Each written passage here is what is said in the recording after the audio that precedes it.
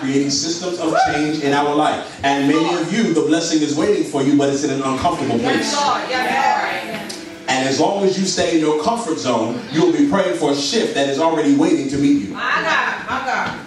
Tell somebody the shift is waiting for you. The shift is waiting for you. But it's going to be somewhere that you're not used to. That's why I love, I'm going to use you as a good example now because I got on you earlier. That's why I love my sister, because she's not afraid to go into networking, to get in other environments. That's right. See, you got to start putting yourself out and switch into the marketplace now. I'm going to get into prophetic again. Just give me a minute. You got to be willing to put yourself in environments that you're not normally used to. Yes. Well, I don't know anybody there. Well, I don't go over there. Well, maybe you need to. That's why you haven't changed yet.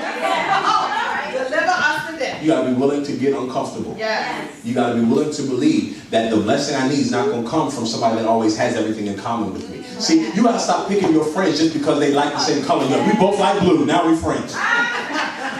No, you need some people that say, you know what, I don't have anything in common with you, but what I do know is how to push you into your destiny. What I do know how to do is encourage you. It may not be for me, but I know how to push you.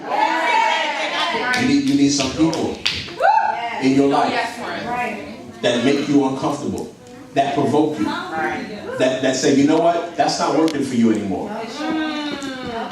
See, you like people that endorse your foolishness. Have you ever seen somebody? Have you ever seen somebody who you look at them and just, I'm just going to use something crazy. They just look crazy and you're like, do they have any friends? Like nobody told them? No, but that's how some of y'all look. Like nobody told you that you too old to be doing that? Like you don't have any, no friends told you that? Nobody told you that relationship is not for you. So you need some people that make you uncomfortable. But you like people that endorse it. You like back rubbers. It's okay. It's okay. Yeah, that part. You need some people that make you uncomfortable. And you got to be willing to make yourself uncomfortable. You got to put yourself in different environments. If I'm doing good, can y'all just clap your hands at somebody? You got to put yourself in different environments. If I'm doing good, can y'all just clap your hands at somebody? You got to identify habits, feelings, and things in your life that are no longer serving you. You got to identify habits, feelings, and things in your life that are no longer serving you. Some of you need to write a letter or a text message to your friends and say, I love you, but you are no longer serving me. What do you mean by that? What do you mean by it's no longer serving you? What I mean is, everything that is in your life or connected to you must be serving to push you into your destiny. If it is causing you more frustration than it is joy, it is no longer serving you.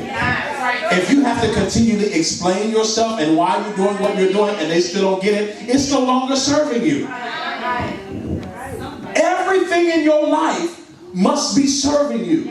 I know you're used to serving, but when you look at your life, you got to assess, how is this serving me? It is good and I enjoy it and we have a good laugh, but is this really serving me? Am I better because of it? No, not do I feel better. Because see, you can feel better but not be better. So you can take a pain medicine and feel better, but it doesn't necessarily mean you are better. But is this making me better? Identify habits, feelings, and things in your life that are no longer serving you. You got to make a list of thoughts, relationships, habits, and emotions that no longer advance you forward. Writing it down, it's not going to jump off the page and start going to changing and carrying on. No. You got to take it and you got to actually do it. Okay? So whatever you write there, you got to write down thoughts, relationships, habits. Because see, we cannot blame our inability to change on everybody else. See how quiet it got? We like when I was talking about other people, right? You was like, yeah! When I started talking about you, like, wait a minute. Some of us have bad habits. Some of us refuse to let go of the negativity. That's no longer serving you. See, what happened to you back then, it's no longer serving you. No longer. You can't live under that excuse anymore. Expired. I'm sorry, but that has expired.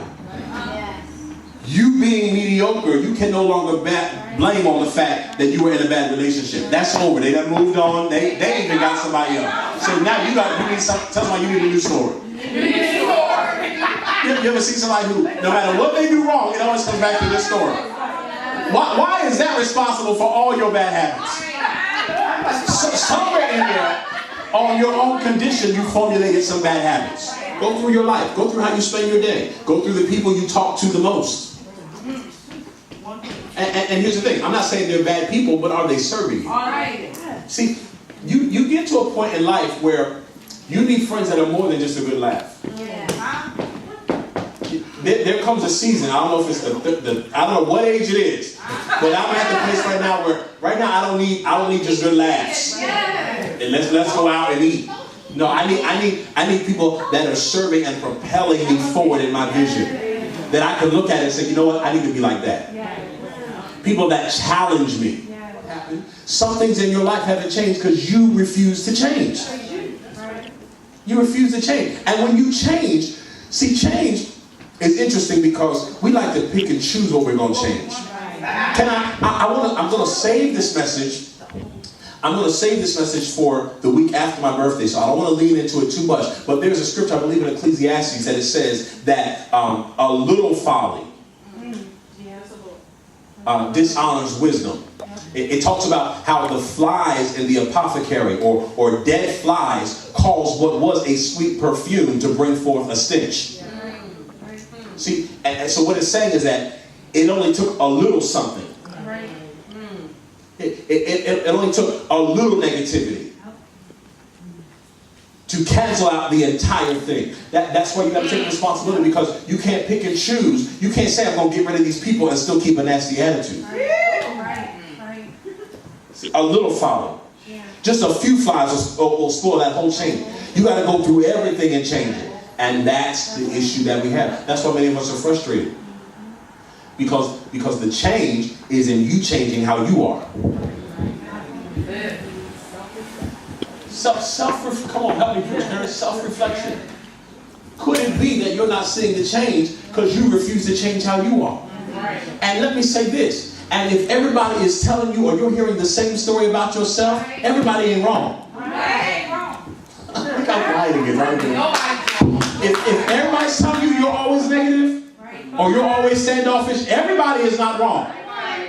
You might need to look and say, you know what? And I know we say, well, that's just how I am. Or, people just don't get me. But no, we get you very clearly.